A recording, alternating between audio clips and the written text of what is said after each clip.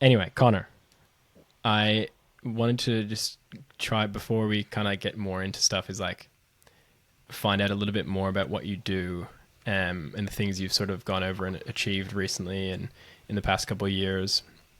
I'm looking now just like at your linked tree thing here, and it's got the 50-50 fundraiser and 9 for 9 are the two big ones I mainly wanted to like focus on at the start, I guess. So do you want to just I guess try to give me a little bit of an explanation of like what's the 50-50 fundraiser, what's the 9 for 9, and I guess in that like what's Zoop Network, something that you've been co-founder of? Yeah, Yeah. absolutely. The 50-50 to start with is something that I'm starting on October the 15th through to December the 3rd. And that is running 50 kilometers a day for 50 days to raise money for a mental health organization called Speak and Share, which I didn't really realize how big of a task that was going to be when I decided. I just thought it sounded pretty good. But yeah, it's again, everything that I do, and same with the 9 for 9, there's a meaning behind it in terms of mental health being a really big part of why I do these things and trying Mm-hmm. to raise money for mental health, but mainly for kids and students to receive mental health programs due to the fact that I don't think I received or can remember receiving mental health talks or being educated about mental health when I was young, and I think that may have made a huge difference to when I did come across some struggles later on in life. That if I would have had an education around mental health, then it might have changed. And again, same with the 9 for 9. 9 for 9 is 9 minutes in cold water every day of August for the 9 lives that we lose to suicide on average here in Australia each day. Again, all that money goes to Batia, another youth mental health organisation. And that's something that we do through the Zoom network. Yeah, wow. Nine nine lives, that's per day you said? On average, yeah, in Australia, we lose 9 lives to suicide every day. Yeah, it's incredible to think like you hear the number and it's sort of like thrown around, but like to think about that number and sort of like try to process that number of like lives, it's unbelievable almost. Like it's it's scary to think about. And yeah, I mean, obviously, it's just to start. Like I think like everything you're doing is really great, and I know one of the reasons I've really want you on here is because you do a lot of stuff that's quite inspiring, um, and not just obviously for me, but for heaps of people. This like heaps of support I've been seeing online on your socials. The 9 for 9 Zoop group, I've seen that grow from like that started in COVID, right? hmm And it's grown from what looked like 5 people to like hundreds maybe. How many people have you got in the group now? Well, for an example, we had an event on Saturday Mm. in Mordialloc, and we called it the world's biggest dip in conjunction with the Mordialloc Sea Dippers, and it ended up over 300 and something people who Wow. came and jumped in the water, who did some meditation, who connected as a big community to raise money for an important cause. And it is wild to think back that in COVID, it was just a few mates trying to stay connected through some well-being goals, trying to look after each other's mental health, even though we didn't really know that that's why we were doing it. Yeah. It just started to become apparent that that's what was happening.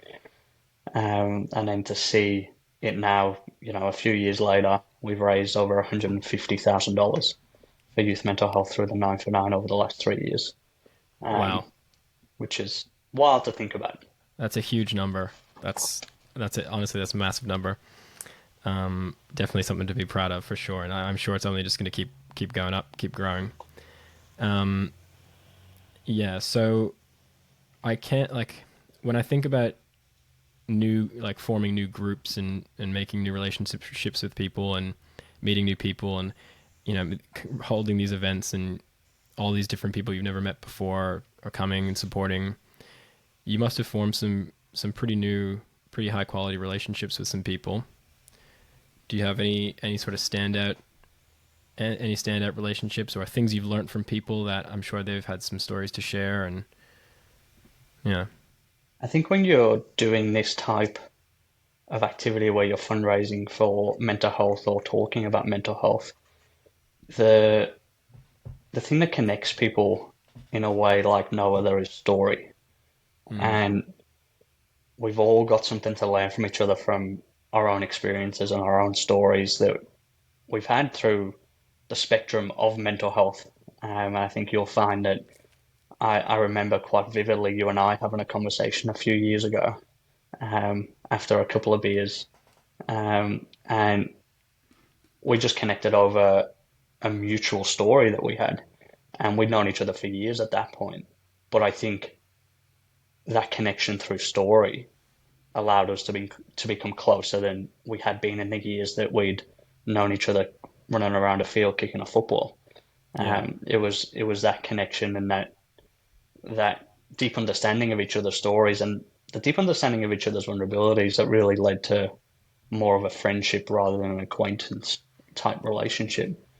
Um, but throughout this process, I mean, there was a guy that we interviewed on our podcast. His name's Dr. Giabardo, and he was a patient of another one of the founders of Zoop. And we started chatting. We talked through this podcast, and the hour and a half we sat with him, I was like, Jesus Christ, this guy is an absolute star. I was like just listening to him, trying to take every single word that he had and take it on board. I was writing notes. I was like, this guy's a genius. And a couple of months later, I felt myself slipping into a few old habits. And I thought, you know what? I'm going to reach out to this dude. He's a GP, he's a counselor. And I'd heard he'd done some life coaching. And I reached out and said, hey, mate, like after that podcast, I just felt so connected to what you were saying. Would you be interested in working with me? And then for the Mm, last 2 years, I've worked with him, um, developing skills, doing coaching, um, helping. He's helped me let go of things that I couldn't let go of. He's just supported me in ways that wouldn't have been possible on my own, I don't think. mm-hmm. And that's probably one of the best thing that's ever happened to me, Yeah. um, is meeting him because he's completely changed my life. Yeah. Wow. That's incredible.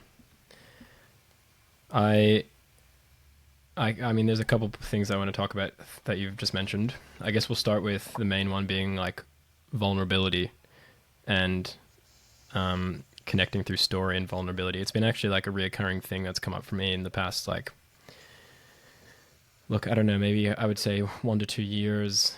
Has been in like my conscious mind, but like probably, a little bit more subconscious in the years before, and I just maybe didn't realize it. But vulnerability, like I can't believe how important that is. And I really truly think that vulnerability is like the key to all of your strength, is because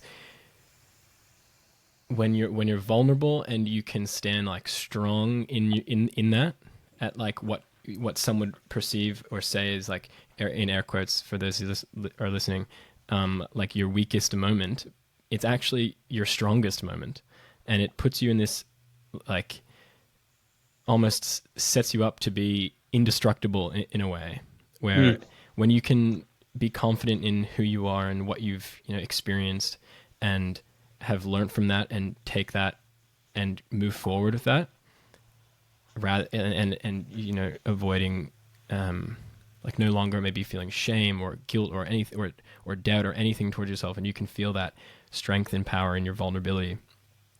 I've really felt personally that it's just been maybe the most important thing that I've learned like so far in my life. One of at least like the top 5 things, and I just can't stress how impactful it is, and how much it can really like help every single person.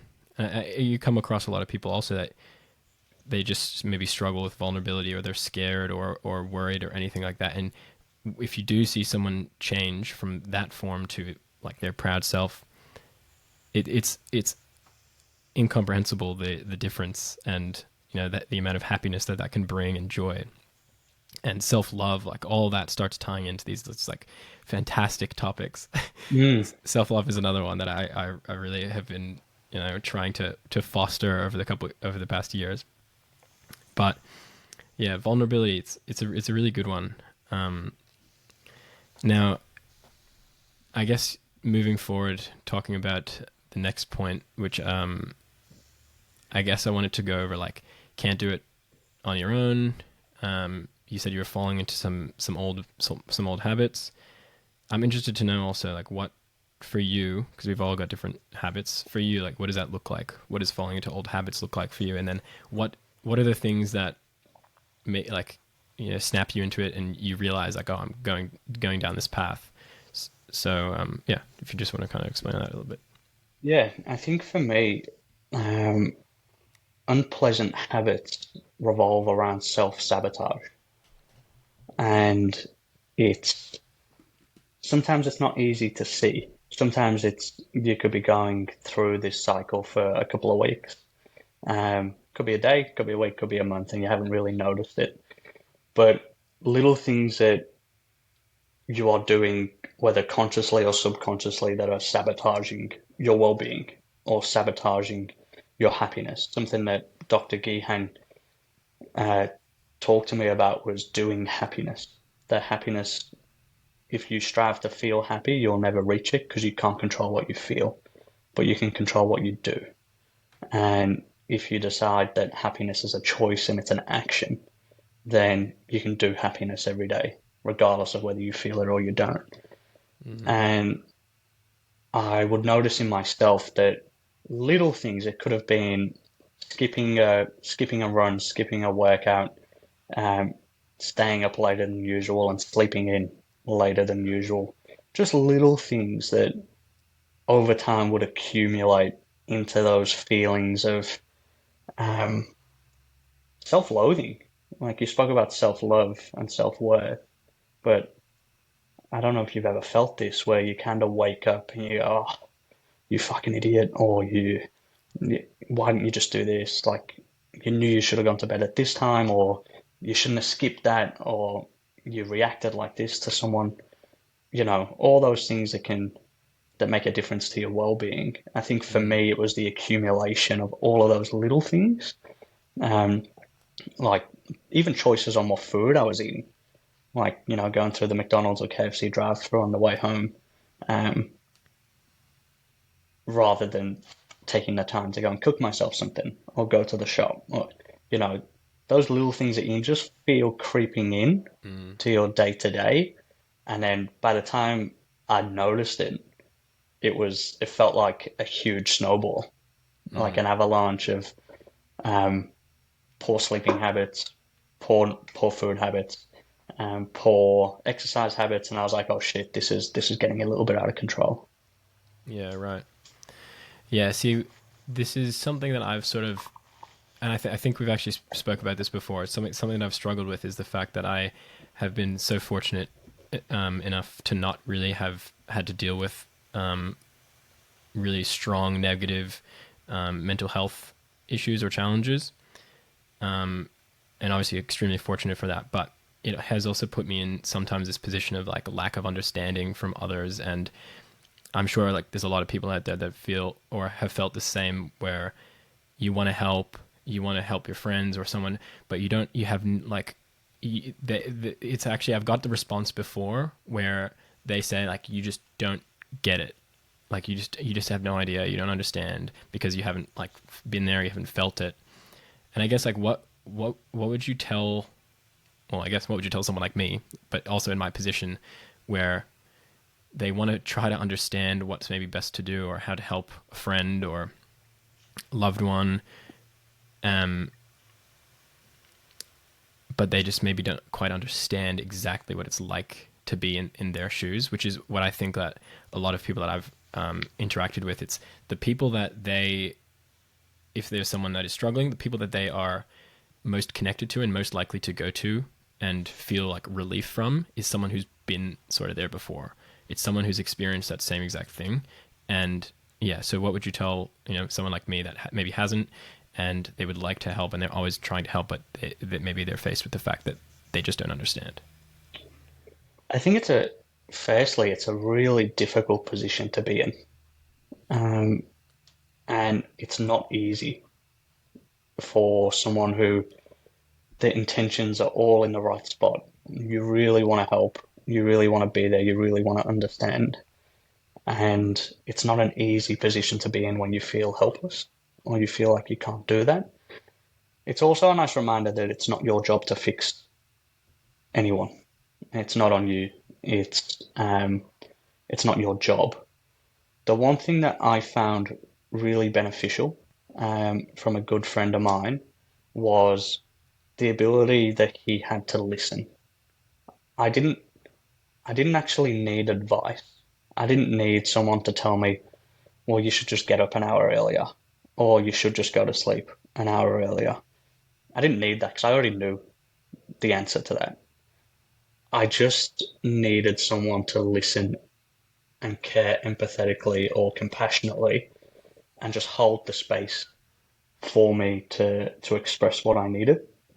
Mm-hmm. Um, I tended to avoid people who wanted to give me advice. Yeah, Um, that's fair enough. whether they knew it, they were, and looking back, I knew they were just trying to help, and it was nothing against them. But I found more connection with people who just wanted to listen, Mm. and that was the biggest thing I took away from it. So now, even though I've experienced it, it's not advice that I would give to someone going through it. It would just be I would just want to hold the space Mm-hmm. and kind of go, that really sucks. I know how hard that must be. Like, that must be really challenging. What do you need from me? Yeah. And that question of just going, what do you need? And they might go, I need some time alone. Or they say, I might need, a back scratch or whatever it is, whoever you're talking to. It's, it's just asking them what they actually need and then doing exactly what they say. Um, Yeah, it's good. but It's with a nice reminder that it's not on you and yeah, it's not your job to fix anyone. yeah. It's a. I actually remember we had a conversation. Maybe it could have been a year ago. I don't know if it's the same conversation you were mentioning before, but it could have been. I don't even know. The timeline of COVID has been unhelpful. But you actually, I came to you and I wanted to talk to you about something personal at the time, and your response to me was actually, "What do you need from me?" And I actually remember that, and I try to. I mean, I've remembered it ever since, and I've try to do that where I can, and I do think it is really good advice, I guess, to just be there, like, hey, what do you need? What is it that's available? And I'm here and just to show your support, however they sort of, feel like they require.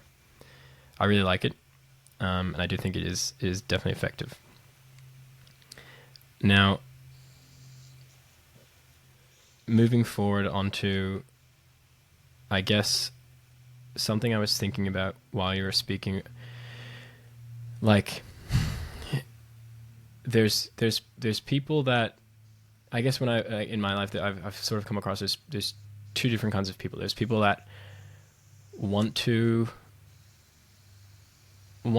improve their situation, they want to change their situation, and then those who don't, or I guess maybe they don't not want to, but they maybe don't know how, and they don't believe it is possible. What do you say to people, or what are your thoughts on being in that situation of maybe feeling like there is no way out, or there is no hope to that you can change, or maybe you don't want to change, or it's a hard sort of thing to articulate because it's like two layers into the mind. But yeah, if you can kind of understand, like, I, it gets a bit difficult because you want to say this to someone and speak to someone and bring it to someone because you want them to, maybe get better or feel happier, or whatever it may be. And so if you were to try to potentially, like, how would you approach someone that maybe doesn't want to improve their situation or feels it is impossible? Hmm. I think everybody wants to improve their situation. I think the difficulty, like you touched on, is how, and also the difficulty with some portions of mental ill health is the darkness that you feel is something that is it's nearly inexplicable. It is something that feels like you are, for me personally, felt like I had a constant, I describe it as like an elephant on my chest, like a constant feeling of something dragging me down. If you if you remember when you were a kid and you go to the beach and you push a beach ball under the water and you feel the force kind of Mm. coming back at you and it feels impossible to push down. That's kind of what it felt like for me. Like trying every day. Every day felt like I was trying to push the beach ball underwater. Mm. So change felt impossible. And then I had a conversation with a friend and I opened up to him and we spoke about vulnerability before. And I reached out to him, been my best mate since I was 15. And I spoke to him about what was happening. I kind of gone with the intention of speaking to him about it because I was pretty lost. Talked to him about it all, and he just said something really simple. He was like, "You might not see it right now, but there is light at the end of this tunnel, and you'll look back on this time, and you might think I'm crazy, but you'll be grateful for what you've gone through now because it will Mm. change who you are in the future." Wow. And at the moment, when he said it, I was like, "Eh," you know. Uh, but I look back on that as like a really pivotal piece of advice. And there's a beautiful quote um, in a book called The Boy, the Mole, the Fox, and the Horse by Charlie Mackesy. Um, and I've actually got it written on my wall at the moment. And it is, when the dark clouds come, keep going. Hmm. And it's and following on from that, it actually also says this too shall pass. And I think that those two things are true. No matter what depths of darkness that you are in, there is light at the end of the tunnel. And you might not see it now, but just keep going. Hmm. Wow, that's really nice. That's really good. What's the book again? It is The Boy, the Mole, the Fox, and the Horse by Charlie Mackesy. It's a beautiful book that I was gifted by a friend that is just lots of different artworks with different little quotes. Hmm. Um, and I actually have it right next to me because quite a quite a special book that I like to open every now and again just to see what hits. Beautiful. I love it. Um, I'll have to give it. I'll have to honestly give it a read. Um, Now you said you went to a friend, open up to him. What's that like in the lead up to that moment? What's going on for you? And because I can only imagine it takes a certain amount of courage to work up and confidence to feel okay about it. I know it's your best friend of many years, but what's the lead up in that moment like? The lead up is horrible, for lack of a better word. Mm.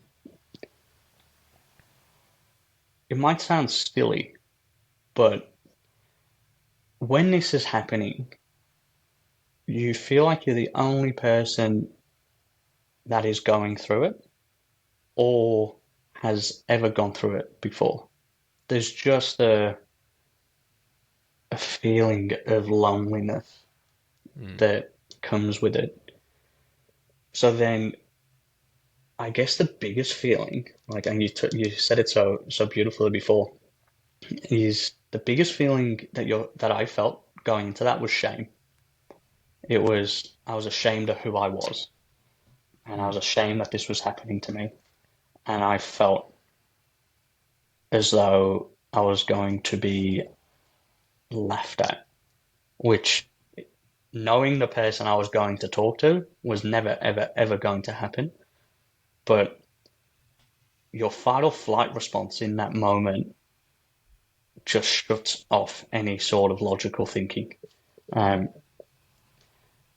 just shuts off absolutely any sort of logical thinking. It's like a, it's like a bear has just wandered into your bedroom, and you're like, I've either got to run or I've got to fight this thing.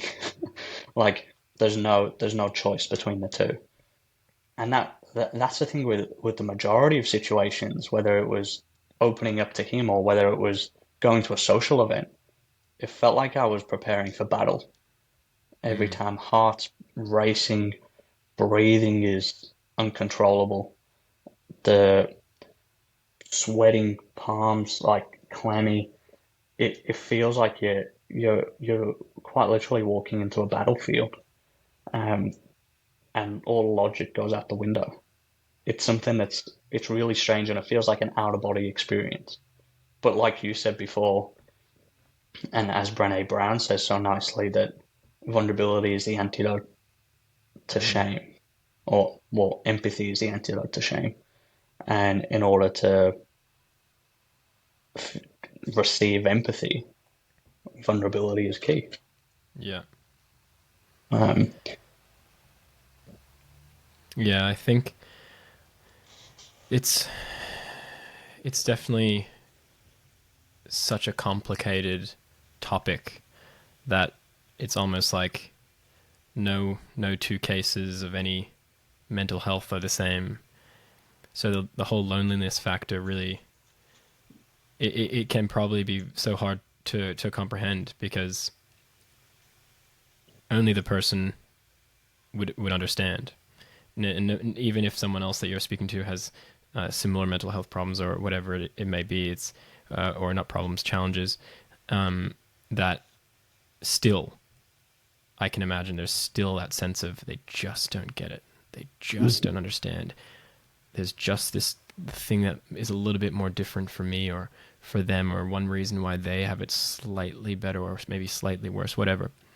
And yeah, I've had a couple people around me affected by mental health um, challenges, and it's actually something I've always tried to be able to be comfortable talking about with them and exploring. But the more you hear stories from people and experiences, it for me at least, it's becoming much more of a situation where I'm starting to feel much more empathy, and at one point in my life, I was feeling maybe more just sympathy, and the more people I know that is affected, it's sort of become this thing that is like now I'm like really trying to feel through empathetically for all of these people, and not just the people I'm close with, but just anyone that I'm around.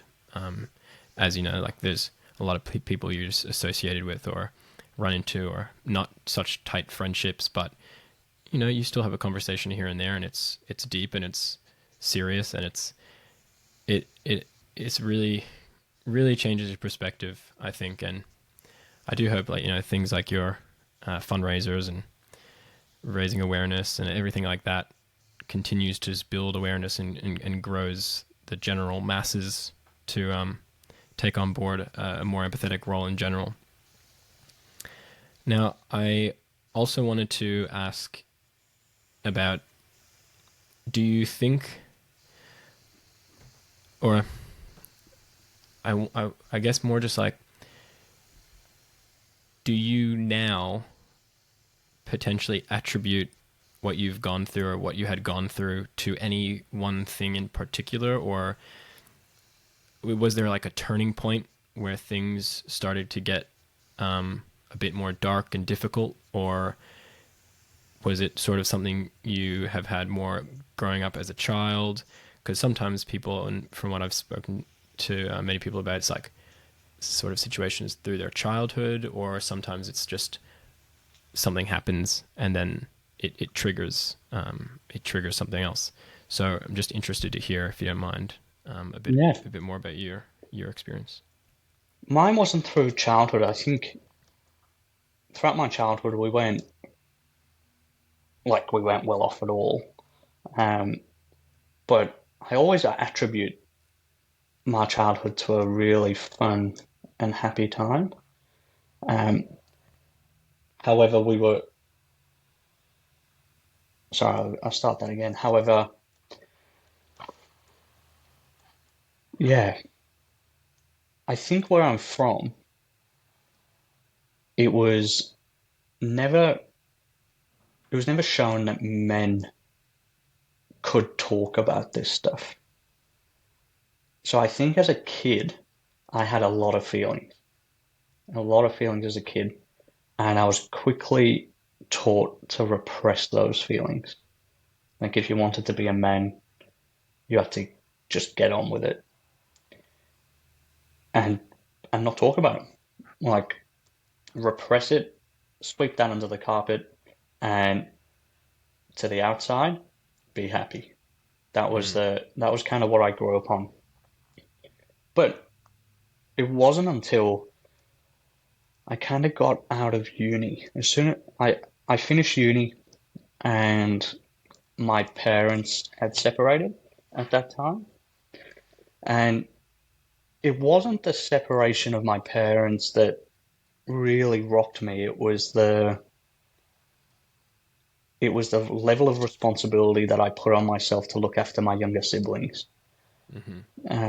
And because I'm 6 years older than um, my brother and 9 years older than my sister, it felt like I had to try and hide them from what was happening, which was a complete choice by me. They never asked me to do that, but it was just a responsibility that I felt I Mm. needed to do. So I could feel things going a little bit wayward at that point. And again, it was all about repressing what I was feeling in order to look strong and be strong for those around me. And then not long after that, my auntie, so my dad's brother married my mum's sister. So you would know Dylan, my cousin, Mm-hmm. and his mum, my auntie, passed away um, from alcohol-induced liver disease. And we were over in Australia and they were in England. And I remember flying over, and because Dylan's always been a best mate. I remember again going, okay, it's now time to put on that facade and be there for Mm. him Mm-hmm. and be there for my mum. And you've got to be the strong one here. You talk to the medical staff. You liaise with them. Keep your mum and your nan and Dylan as comfortable as possible. And again, I just felt myself pushing that under and under and under. And then a couple of weeks after that, a 4 year relationship broke down. And I Mm-hmm. think the accumulation of repressing all of those things led to a bit of a switch. And that's probably when I hit the lowest point, and then struggled for a couple of years after that. Right. What what makes you or I guess I want to know a bit more about why you feel, what is it that makes you want to feel the need to look after those and take on that responsibility? Is it just a older sibling thing, you think, or do you feel like, yeah, I guess I'll let you lead a bit. Is there, if there's anything else that you want to mention around that? I think it gives me it's a protect. I think it's a form of protection. It's a way of not having to deal with things and a way to force myself into a purpose rather than sitting with myself and sitting with my feelings. I Mm-hmm. think there's a fear inside me associated with sitting in those feelings and allowing those feelings to come up. And I think giving myself that responsibility allows, or it gives me the excuse not to do it Mm. because it's the story I tell myself. You can't do this because then you won't be able to look after the people around you. But none of the people around me ever asked me to do it. It's just it's a way of protecting myself, I think. Yeah, right. When did you when did you understand that about yourself? Within my work with Dr. Gihan, I think, when we were talking about letting Mm-hmm. go of those things, and it was actually really beautiful because it led to some really really beautiful conversations with my mum, my brother, and my sister. And part of the homework that I had was to talk to them and reach out and actually tell them that, you never asked me to do that. And I think in doing that, I was trying to protect them, but I wasn't showing my vulnerability. So in a sense, I was putting a Mm. brick wall in between me and them. And what was happening is they couldn't get through to me because I'd barricaded myself in this idea that I was protecting them. But really, I was Mm. just not allowing them to see me. And when Dr. G and I spoke about it and we came to that kind of conclusion together, it was it was like a weight of being lifted of like, oh shit, yeah, that's exactly what I've been doing. So Mm. then I got to have some really nice conversations with the three of them to say, I was trying to protect you, but really I was doing that to protect myself. And inadvertently, I didn't allow you to see who I was or see that I was struggling or know that you could come to me if you needed to come to me. I put myself on a pedestal that you looked up to as if I was brave and that I was in my own head, not in their head. Mm. I tried to make myself look brave and courageous when really all I'd done is distance myself from the emotional impact that those events had had. Um, Wow. so it was a big learning. Yeah, wow. That's that's really insightful. I think there's like so much to draw from that. Um, there's one thing I want to get to, but first, um, did that? I mean, I can really imagine it has, but the implications of speaking with your family and opening up to your family and having this realization, the impact that it has had on your relationship with your family. Do you want to talk a little bit more about that? This conversation is a nice reminder because I think if you talk, we were talking about before old habits, and I think sometimes I continue to do what we just spoke about. Sometimes I do put that put that wall up and act like everything's okay. Which, sorry, I would just quickly mention that that's for the next thing we want to talk about. That is exactly about that, sitting in your own feelings and the difficulty of that. But sorry, Mm. continue. No, that's fine. I think I think what it allowed us to do individually, like within those interpersonal relationships, was I notice now that my mum will not be scared of asking me how I am. Mm-hmm.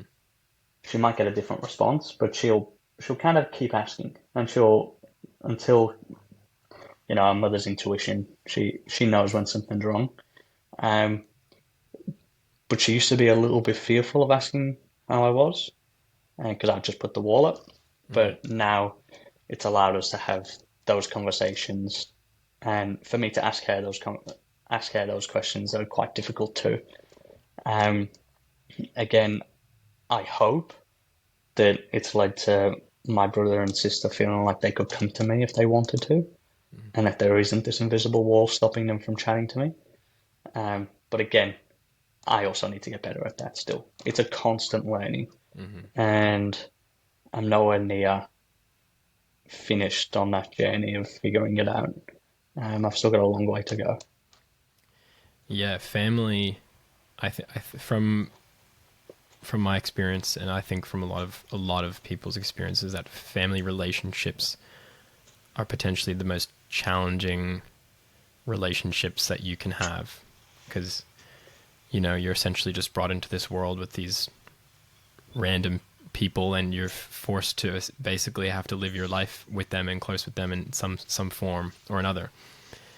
And I've had to go through some interesting childhood and life, family life. And I ask this because I also want to know a little bit more about like your mom. Did when you've opened up to her, and I guess your brother and sister, when you've opened up to them, have you felt them open up now more to you?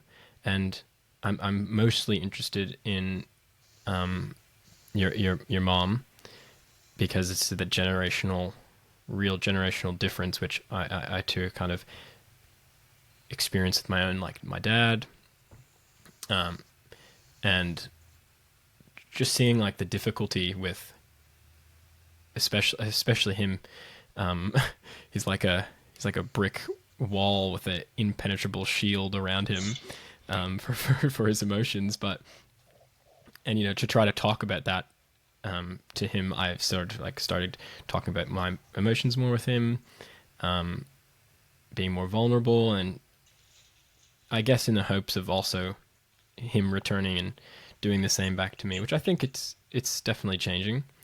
But I guess it's interesting to know your experience with your parents as well.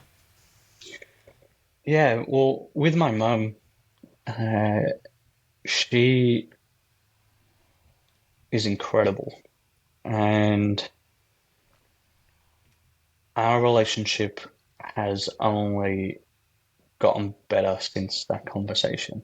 It was never a bad relationship, but it's only gotten better, and I feel like we could talk about anything, and she'll open up to me without prompting.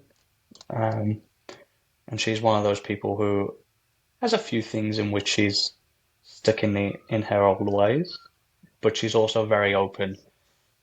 When I say very open, after a little bit of prompting, she's open to change.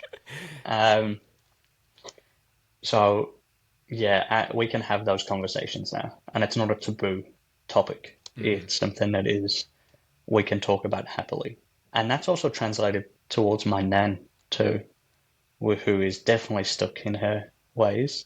Yeah. But we can now have, because I've had conversations with her, and we can have that conversation together too, and we can check in, and um, we can talk about mental health without it being a taboo topic. I think similar to you, my dad has this magic shield who that is impenetrable. Um, but even he and I have had a conversation that, and it's been a single conversation, but that one conversation will stick with me because it was as vulnerable as I've ever seen him. And it also allowed me to forgive him for being that macho, impenetrable wall. Mm. Even just that one conversation, it was like, okay, like you got feelings in there. That's Yeah. all right. Um, and he'll laugh and joke about the fact that he can't talk about it. And that's his way of, I think, showing that he does care about it, but he just can't talk about it. But he's gone on to do it in different ways. And he's now like I'll have a phone call with him and he'll say little things that he never would have said before. Like little things that he says, which is, I'm so proud of what you're doing. I'm so proud of you. Um, Thank you for calling today. You've absolutely made my day. And those little things are little wins. Yeah. They're Wow. things that uh, he's it's slow, but that old shield's got a few holes in Progress. it. Progress Yeah, is progress. yeah. It's true. No, it's good. It's super interesting, I think, especially with the older generations. Like, and I don't. I guess sometimes to me, like things seem so obvious that maybe my dad doesn't want to talk about some stuff, or anyone anyone in that older generation bracket is avoiding talking about something or facing some feelings, and I wish I could just sort of telepathically explain to them that it's like it's okay, and there's nothing to be scared or worried about or ashamed about or guilty about. Like, and once you release it, it will feel better. Mm. I Now, think that gradual exposure that yeah, you're participating in so your own gradual, experiment. so gradual. You know, But again, it's the environment, isn't it? They've grown up in an environment where those things just weren't spoken about, yeah, and it was taboo, and it was a sign of weakness hmm, in those times. Whereas I think they probably look at us with pride of how much we can talk about that, yeah, and how slowly but surely those layers will start to fall off. hmm, yeah, definitely. Slowly but surely, it's true.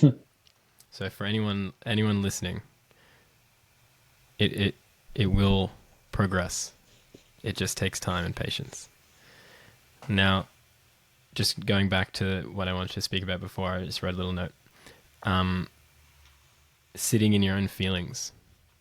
You spoke about how I guess part of the way you started to feel was that you were avoiding sitting in your own feelings, feeling those emotions. Um, Definitely something I can relate to with just finding sort of distractions and other things to occupy your mind with and yourself with to avoid that dealing with your emotions, area or part. And I found myself always just like doing it, like whether it's seeing friends or going on your phone, that's a big one. Watching YouTube videos, watching movies, like literally doing anything, even procrastinating homework, because essentially the homework would bring up certain emotions that maybe like I'm not smart enough or I'm not getting this or something. So as soon as you feel these emotions, you're distracted. You're procrastinating, doing something else. But it's also like it's hidden. It's hidden behind. It's just procrastination because of the work. It's not. It does run a little bit deeper, I think. And yeah, I found in the past couple of years that sitting in your emotions is. I mean, since I guess meditating more, starting to meditate through COVID, like the difference is incredible. And now I try to make it like an intentional part of my day or night or week if I don't have the time, or fortnight or month if you still don't have the time. Any time is a good time, but just to like sit there and think like, how am I feeling? What am I feeling? What's happened? How did that make me feel? Like understand and just observe these emotions. What I guess tools? I guess I mentioned meditating. I also journal, but for you and yourself, like what are some things that you do, some tools maybe, or some little rituals that you have that help bring you back to that moment of sitting in your own emotions and feeling your own emotions? The biggest one for me is journaling. I find something extremely cathartic about writing. Um, Sorry, what's cathartic? uh, it is,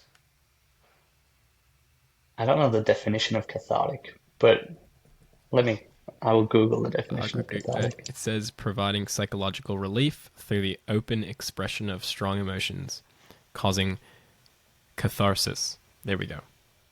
There we go. Um, Perfect. Sorry to but play a yes, 101. yeah, I was going to say, jeez, I don't have the definition. Um, but yes, cathartic. It is. It's a way of it's a way of sitting within your emotions and also bulletproofing yourself, in my opinion. There's types of journaling that I found really beneficial. There's obviously gratitude journaling, which, I mean, there's so much science, it's ridiculous that it improves your well-being, um, and improves your happiness. Like, there's no doubt about it. And then there's also types of journaling for specific moments. Um, and that's recognizing, accepting, and acknowledging, investigating, and then non-disclosure, letting it go. Um, and getting that out on paper is the most helpful thing for me in terms of sitting in my emotions. Hmm. And because that's the only thing you're thinking about at that moment, I found it quite meditative. I found it quite soothing. And I also think it allows me to act and react to situations in a much better way. Um, so that is probably my number one. The other one is exercise. I think it's kind of generic, but again, the science behind exercise is huge for your mental well-being. Um, it's also really uncomfortable, and I think the discomfort of it makes it really rewarding. And I try and make a conscious effort to run, whether it's like 5, 10 Ks without music or without um, podcasts, to really just sit in what I'm feeling in that moment. And I think that's my form of meditation as well. Because there's nothing else you can think about as your feet are pounding the pavement and there's nothing going on in the ears. Yeah. You've literally just got to sit with what you're feeling at the moment. And Hmm. so they're my two. That's good. I will get to the exercise part after, because that's like a whole chapter, I think. Um, but I just wanted to also touch on like one of the biggest things I realized while journaling. So my journaling sort of started as just like every day going over what I did. It sort of just became like, this is what I did today, da da da da. Me explaining, um, events, how it made me feel, whatever. My perspective. I'm just like writing my perspective at the time. And then when you go back and read it, it almost gives you the opportunity to be like, oh, like look how I viewed that thing. Like you can see yourself in the past. You can see the past version of yourself writing about your feelings then, and you can see the perspective on the paper. But when you're reading it, you've got a different perspective, and it's like it starts to help you look at yourself. And if I'm sitting here writing like, oh, this happened this day, and this really annoyed me, and this person did this, and I'm like, you look at the way you've written about someone or something has happened and what made you feel, and then when you look back on that, it's like, wow, you can just see like this whole entire thing plotted out in front of you and the whole scenario and situation, and it just changes your perspective and it gives you that opportunity to look at yourself and be like, okay, like I understand a little bit more. Like just observe that this part of me that, and then when you see that on the paper, next time in the situation, you might realize that that's the exact same thing you're doing in your mind, and then you can catch yourself early and you say, oh well, actually I don't need to respond like this, or I don't need to take Mm. it this personal way, or whatever it may be. And I mean that's one whole section of the journaling that I sort of went through, which is super beneficial. And obviously, like time goes on, you can't journal every single day, but try to anyway. It sort of then turned into gratitude, just like you said, gratitude and affirmations. Which at once upon a time in my life, if someone told me about affirmations or manifesting, I would just be like, "This is silly. This is stupid." But now I could not be more of a supporter of affirming things for yourself. I mean, I literally affirm things for this podcast every single day. And the difference is just being like open completely to all of these things and to actually just try them. So many people would look at someone and say, "Oh, they journal like, psh, what's it? You're just writing in a book." Psh. But do it. Like I task anyone that's listening to just journal seriously about yourself as if no one will ever see these pages. You could journal a whole page and then like burn it the day after, whatever. Just do it. 1 week. See what you learn. And I love I it. got given this tactic to get into journaling, which was starting with gratitude journaling, and it was to write one thing you're grateful for about yourself, and then one thing you're grateful for about whether it's a close friend or your partner, one thing you're grateful for about work, one thing you're grateful for about one of your hobbies, and one thing you take for granted. So you write those 5 things, and then the next day you do it again, but it can't be the same. So you've got to make it really specific so Mm-hmm. that you should never write the same thing twice. And then the idea was that if you did that for a week, you now have 7 things that you're grateful for about yourself, about someone really close to you, about the job you're going to every day, about something that you love and something that you take for granted. You do that for a year, you've got 365 things. Do that for 10 years, you got 3,500. And that is incredibly helpful when you think about things that go wrong in your day. And something about gratitude practice is that you might be writing one thing out for each of those things, but you're on the lookout all the time for what you can be grateful for subconsciously. Mm-hmm. And you're constantly on the lookout for the good in things, the pleasantries of life, and what you can be grateful for. And it changes your perspective from like from having unpleasant thoughts and going, why has this person done that? Or why has this person done that? Um, why is my partner angry with me? Because those things are going to happen.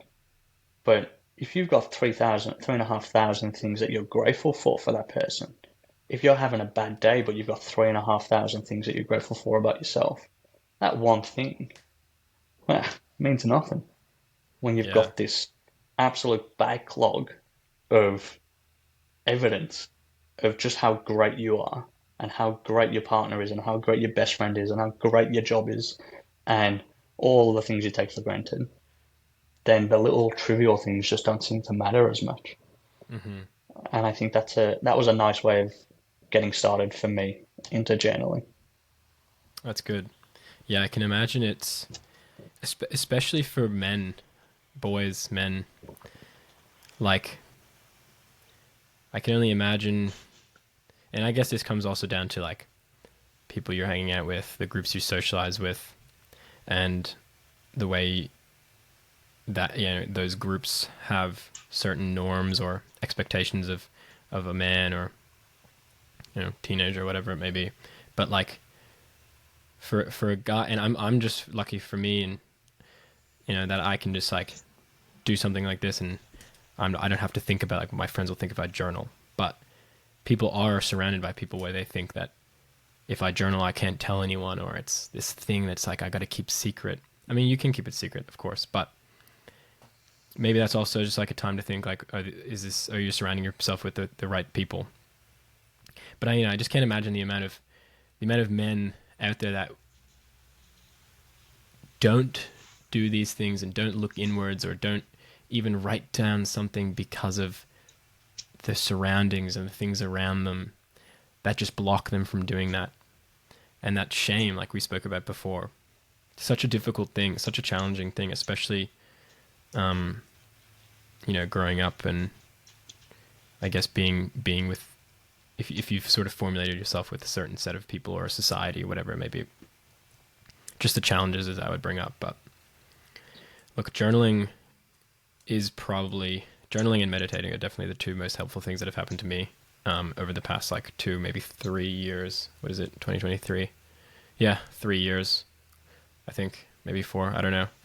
But yeah, it's if anyone, for all of you listening, just do it. If you're a guy, drive it in your car. If you're a girl, I don't know what you're doing. Driving in your car. Just do it. Just try it for a week. Don't have to tell anyone. I seriously, just try it. Be yourself. Be your true self on the pages for 1 week, 7 days. That's all. I think it's nice Now, to ask yourself if you are interested in journaling, and even if you're not interested in doing that type of journaling, is like, what's the best thing that can happen by trying this for a week? Well, it could make you a hell of a lot happier. You could feel into your emotions a little bit more. There's an endless list of what could happen. And then what's the worst thing that could happen? You don't like it. Yeah, Like yeah, the good stuff just outweighs the bad stuff. So therefore, why not give it a go? Because definitely. it's just something that's really beneficial. And then if you really want to get into it, the biggest science behind it is writing a gratitude letter for someone else. Mm, Um, and that's been proven to increase your well-being and happiness scores for a month, mm, which is wild to me. That reading a letter of gratitude to someone else, which is really challenging and really uncomfortable, and something I've done before, is really hard. But the elation that you feel yeah, after telling someone how grateful you are for them is is one of those things that I don't think I've ever felt as happy than when I did that. that's beautiful. I've written that down because I'm going to do that. Mm. The most I think, and there's actually a couple of things I want to go towards, but just on that is for me. I guess I hadn't been doing as much gratitude writing in my journal, but there is a type of meditation called metta, and it's basically like loving kindness meditation, which I knew about.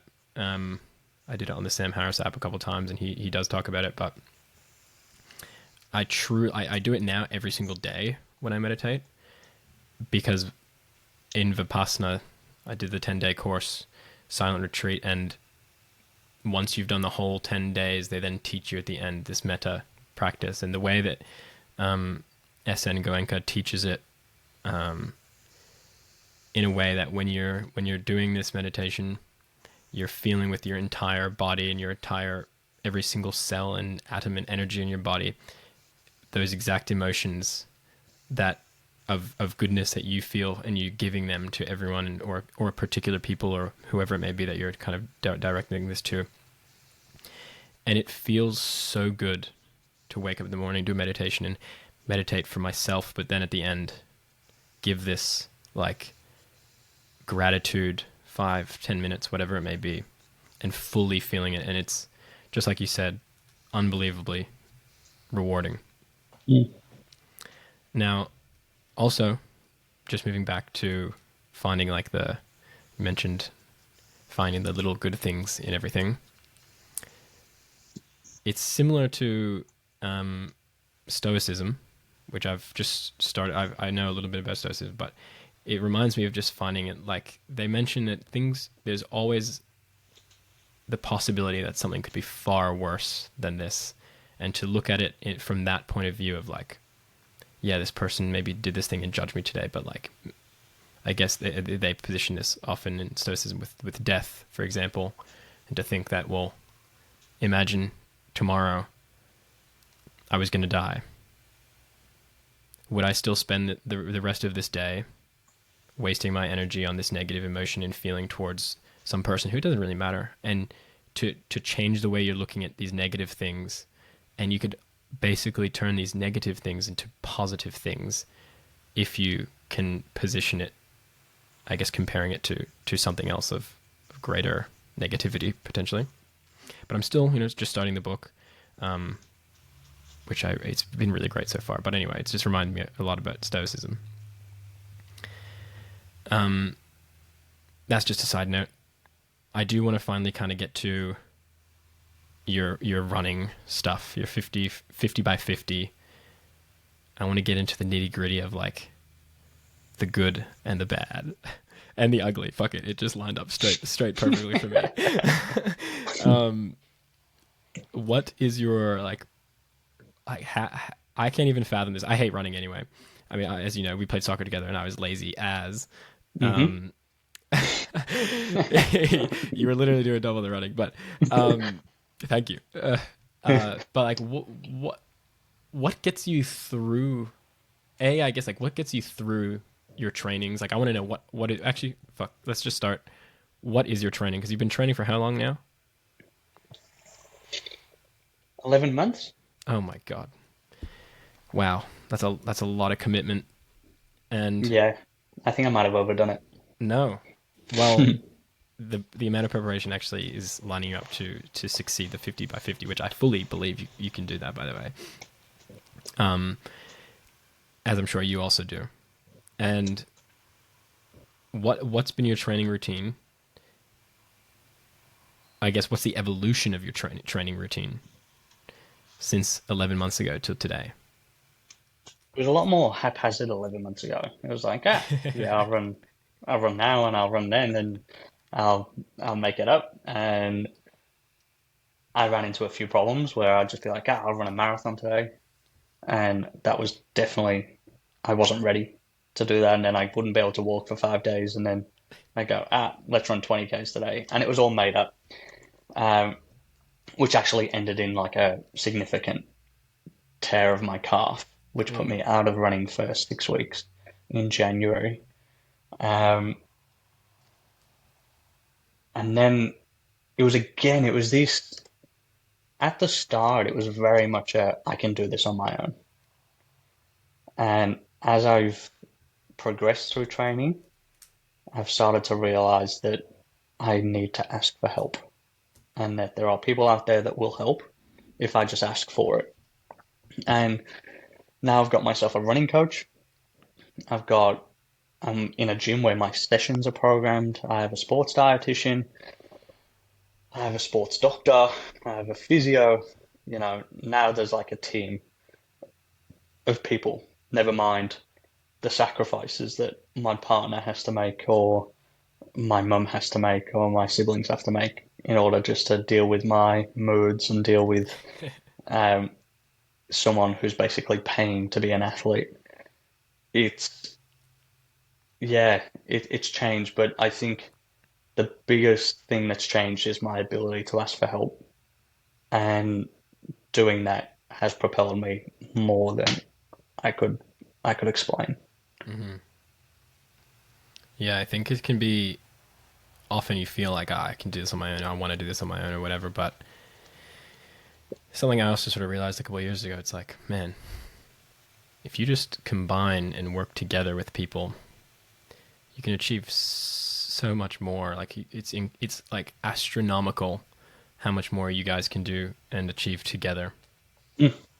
And on the way you're building relationships, you're forming memories and everything, and you're going through the tough times with someone, you're going through the tough times, I mean, well, they're not doing the running, but in another way.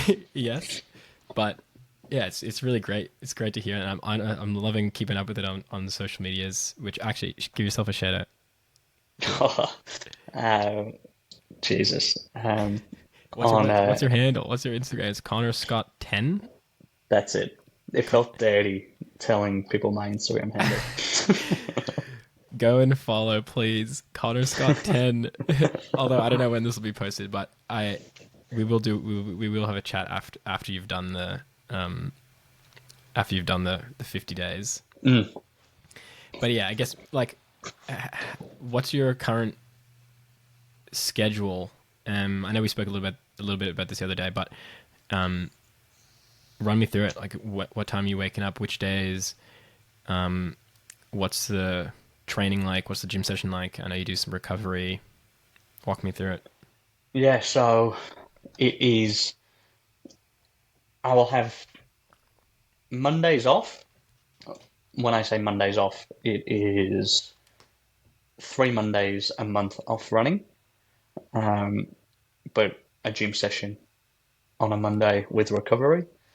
Um, and then Tuesdays is usually a speed work session, um, with recovery involved, which is, ice bath, sauna, and mobility. Wednesday's kind of a longer one, so let's say, what's today? Tuesday, so tomorrow will be 20 kilometers before work. So I'll start work at 9 a.m. So wake up at 5 and get 20 Ks in and then go to work, and then I'll do my gym session after work. And Thursday's usually a bit of a shorter run, so I'll do between 6 and 10 in the morning before work. And Fridays will be, it changes. So it's either a really, really long run or 11, 10 to 10 to 11 Ks. And then my Saturday and Sundays are complete running days. So this weekend, for example, it is 45 kilometers on Saturday and 40 kilometers on Sunday. Mm-hmm. Um, so my gym sessions are all done early in the week, to give as much time for recovery and allow um, just allow for the body to recover. And especially when I'm doing shorter stuff during the week, then I find it a little bit easier. And then moving into the longer runs as you get through the week. Great. What do you tell yourself at 5 a.m. when you wake up, or whatever time you said? Maybe you're up a little bit earlier than that, but what are the voices in your head telling you at that time when you wake up? Because it's got to be different. Usually, It's got to be different every nah. day. Usually the voices are kind of like, "Why are you doing this?" Yeah. It's very much you're fighting every little part of you to get out of that bed. And even after 10, 11 months of doing this, I still have to trick myself to get out of bed. It's I have three alarms. I have a sunrise lamp that my partner bought me for my birthday that is a slow wake up. And then I've got my watch alarm, which is a nice quieter sound that also comes along with that.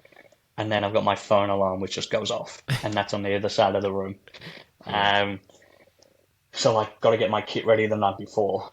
Like it's still just like laying foundations of like little ways to make life easy Mm-hmm. once you do wake up. So usually as soon as I wake up, it's like drink some water, like wake, get myself up, and I've just got to go three, two, one, out, Yeah. and then get myself up and at it. And because I've got to eat before I run, especially for the longer ones.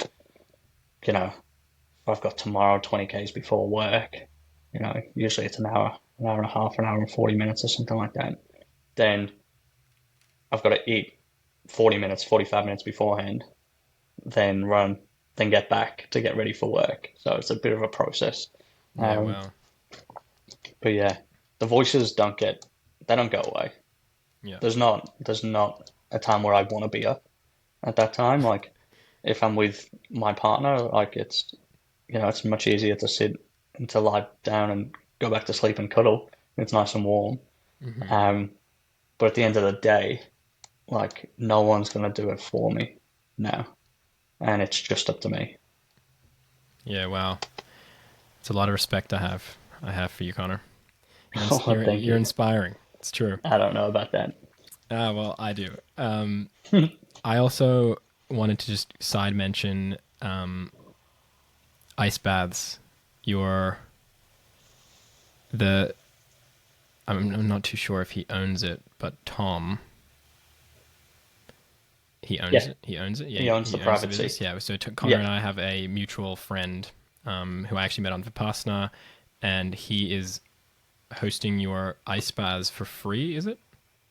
So his center is because I think, and this is an important part about recovery, is I'm trying to work ways into recovering the mind.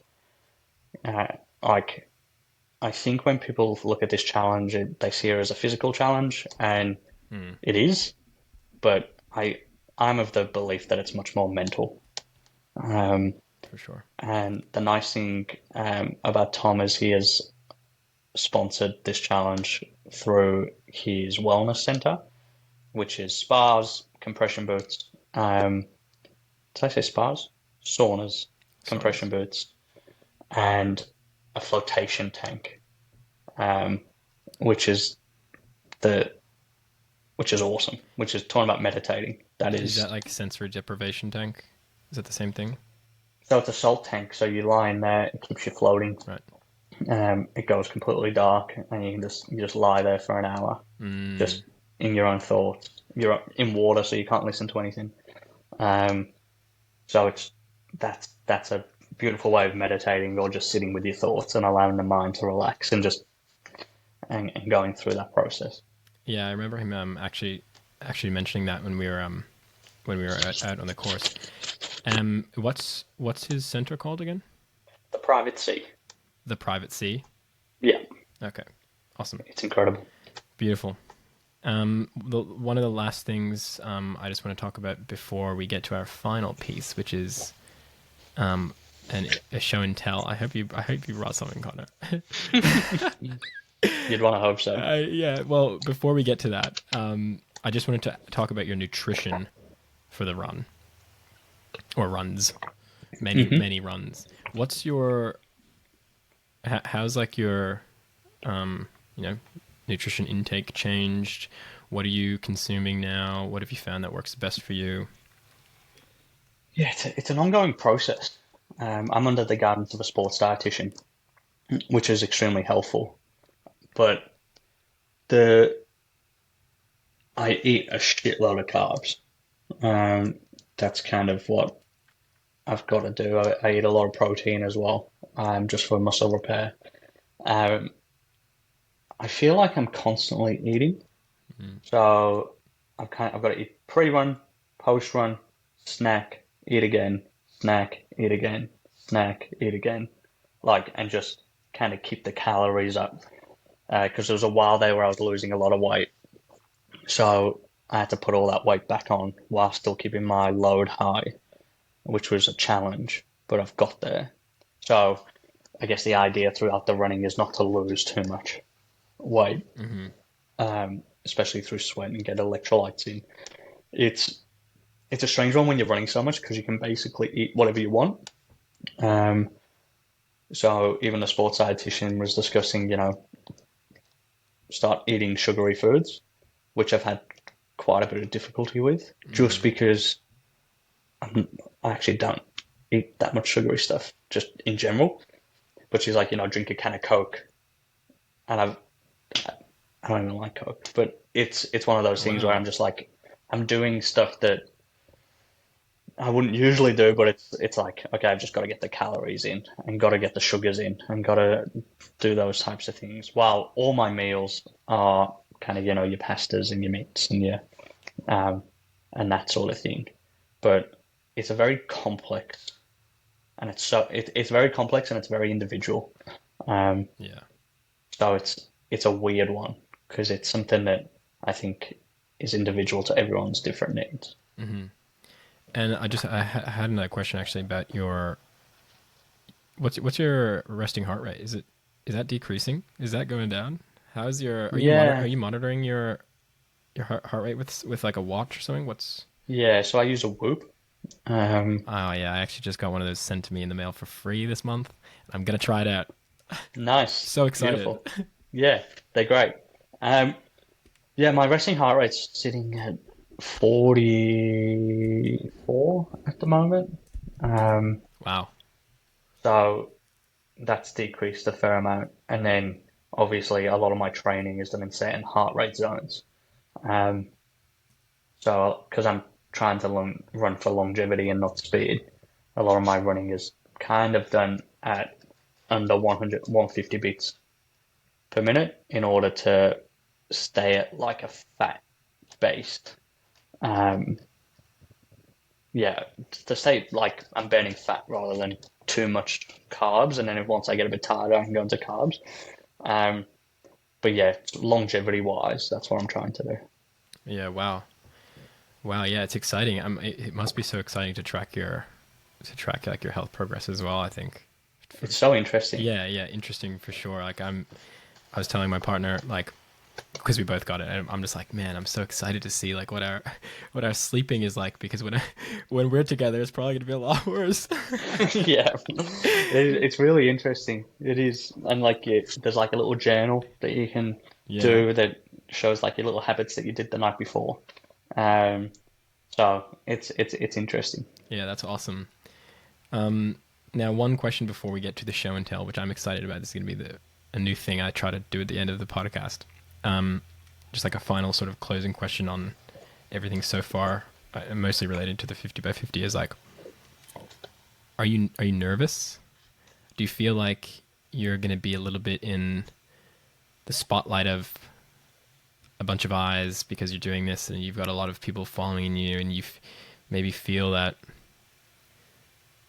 yeah, like what are your emotions towards the completing it, or the lead up to it? Are you nervous? Are you calm? Are you what are you feeling? Um, in all honesty, I'm extremely nervous and I'm a bit scared. Like I think that's only natural. Definitely. Um, and sometimes I catch myself thinking about the expectation of it and the expectations of others. And then I realize that it doesn't matter. And then I can get myself out of that. Um, I think when I'm logically thinking about it, I am incredibly proud of the effort I've put in over the last 10, 11 months. And as much as I would be devastated if, I get one run in and fall in a heap, I can't have done any more than I've done. So I don't think I'll ever look back on it and feel like I'm a failure if I don't complete it. Doesn't say I'm not scared of not completing it, but I'm still incredibly proud of what I've been able to put myself through so far. Mm. Um, and if I get to the start line, or when I get to the start line, I think that's going to be the biggest relief. And then I can just enjoy it, Yeah. kind of. No, I think you will, and I think maybe there'll be a time where the perhaps you might feeling down in the ditch, tired, you can't do it, but you'll get this feeling, and you'll get this support, and you'll get this energy from all these people who fucking believe in you, Mm. and it's gonna fucking lift you up, and you're gonna keep going. I can feel it. Hopefully. The hair is raising on the back of my neck. It's great. But I mean, like, dude, it's I I already just with just simply the preparation, it's already something to be so proud of, and like just to get up at like 5 a.m. for a week and run 1 kilometer is something to be proud of. Let alone 10, 11 months of I don't even know how to explain it. Like 10, 11 months of what you've been doing already is already it's like unbelievable. So it's definitely something to be proud of, and honestly happy for you. It's inspiring. Big respects, and I'm excited to watch on by the I sidelines. appreciate you. It's all right. I appreciate you. Now, I guess to close this off, let's go through. There's no rules for this, but I've asked you to bring an item or something to show and tell, and potentially speak about. Maybe it could be a story. It could be a whatever it is. It could be something you just like or laugh, or something about you that maybe everyone you speak to and meet in person normally wouldn't know or wouldn't hear about. And I want to try to open that up to show a part of you that potentially people don't get to see as much. Mm. I And think when you yeah, no, go yeah on. go. No, you go on. Mm, no, I told someone this the other day that I'd been doing this, and they were like, "Wow, I really wouldn't have expected that from you." And I was like, "Oh, okay." Um, but so that's why I brought one of these things, um, which is I've just finished. So I've been making a little bit of a bit of a goal to read a lot more fiction. So I've been stuck on non-fiction for years. So now I'm reading a little bit more fiction. Um, and this is a bit weird, but No, I it's just fine. finished these books in under 2 weeks, which is the Harry Potter books. Oh wow. Right. I am a proper nerd for Harry Potter. Like it is ridiculous. I got this book in 1999. I would have been 4 years old when someone bought this for me for Christmas, and it was my mum's best friend. And I obviously couldn't read it when I was 4, but I started to read it maybe when I was like 6 or 7, and then just got absolutely obsessed with them. Like, would queue up to get the new book. Mm. Um, as soon as the movie came out, was like on the day of was watching the movies, was just obsessed with these books. So then over the last couple of weeks, I was like, I want to, you know what? I'm going to reread them, and that's why this has been in my mind for the last couple of weeks. And also probably something that not a lot of people know about me, that I am quite a Harry Potter nerd. I love it. Um, but how, yeah, how many books are there? 7. 7. Okay. God, man, I really need to read them. I've barely watched them, and I need to read them.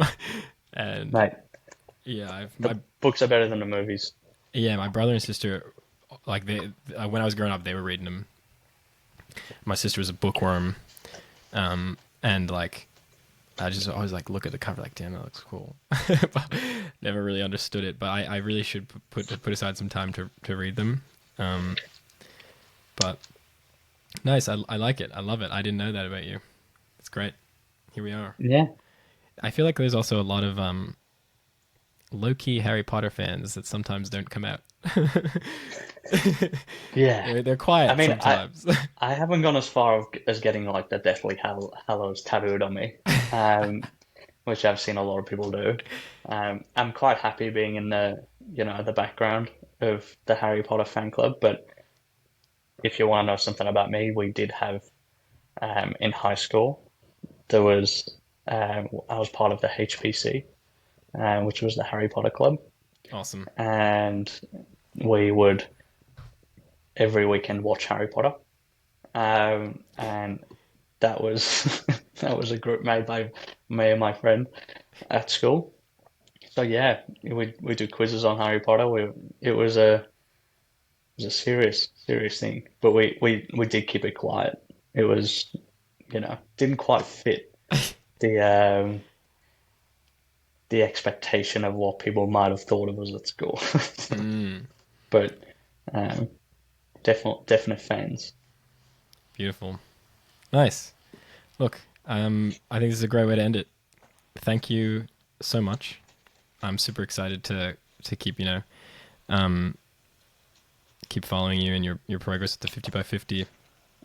Um, the date of that's October 15th. You start till 46 days. 46 days away. Wow, still got a little bit of time, but it's definitely exciting.